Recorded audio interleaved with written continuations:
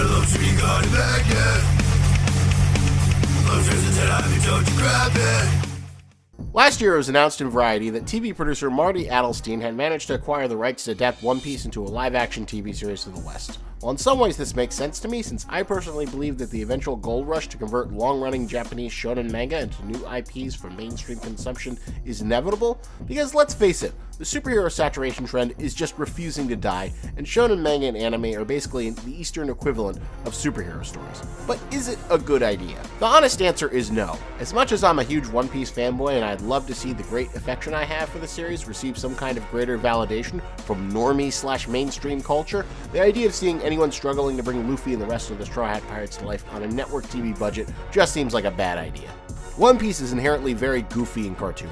It's a world that works perfectly in the mediums of manga and animation, but doesn't necessarily translate well into live action.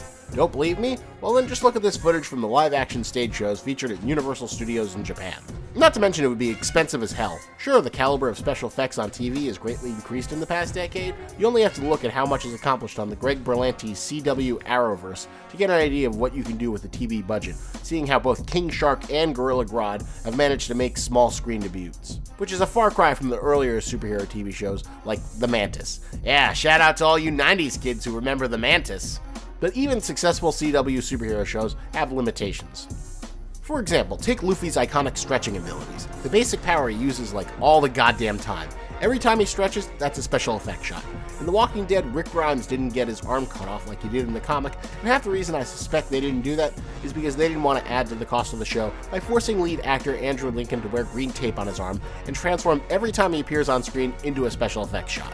That shit adds up over time, so I think you can imagine how the most basic thing that Luffy does all the time might eventually become a cost liability. Not to mention that unlike the CW DC TV shows that all feature static sets and recurring locations, the very nature of One Piece's story constantly demands new locations.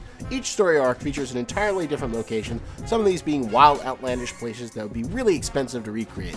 Just think about how much effort would need to go into creating a location like Thriller Bark, Fishman Island, Skypiea, or Enies Lobby. All these are wholly unique locations with nothing in common and feature completely different and expensive aesthetics. The point being, One Piece as is would be an insanely expensive proposition, and that's not even accounting for the biggest X factor in terms of how you adapt the ridiculously goofy and at times dumb humor into something that's palatable for a mainstream audience. It's not impossible. Gore Verbinski somehow managed to essentially make a live-action cartoon with his Pirates of the Caribbean movies, and made that into something that most mainstream audiences found palatable. You could also argue that we've seen expensive pirate shows done justice with Black Sails. But remember, Black Sails didn't have a talking reindeer, cyborgs, zombies, fishmen, talking animal people. You get the idea. So, given the myriad of production challenges that a live-action One Piece series might provide, assuming you're insane and still want to make it happen, how do you do it? Well, friends, I put on my pretend showrunner cap so I can deliver you my personal pitch for the live-action One Piece series, and it is terrible. So here's my suggestion of how you can make an affordable adaptation that doesn't break the bank and is potentially able to appeal to a larger audience. So it would start off with an animated segment featuring Luffy and the Straw Hat Pirates sailing along the Grand Line looking for adventure. They would encounter a pirate who would have the unique devil fruit, the 3D fruit.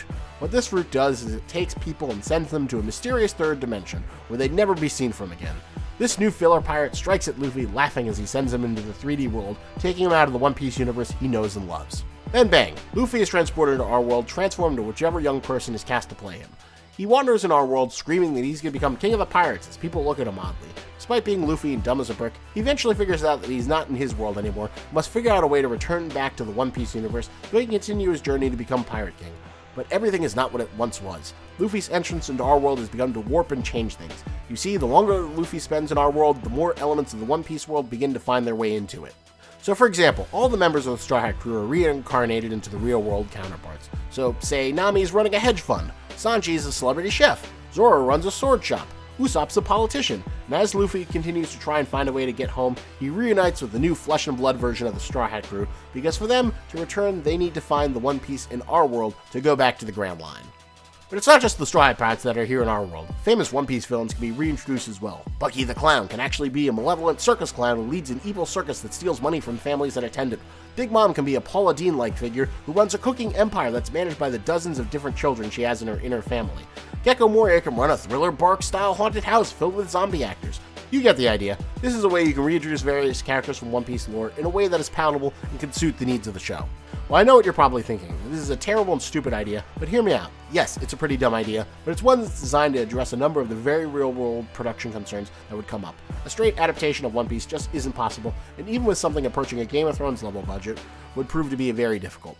Basically, what my pitch does is it creates a separate continuity that's completely divorced from the series canon, but still gives the showrunners and creative team a way to play with the iconography of the series, which could potentially allow for more freedom in their storytelling to pick and choose elements that would work best. It also makes things cheaper to set things within our reality and be less beholden towards the rather ridiculous extremes that are common in the One Piece universe.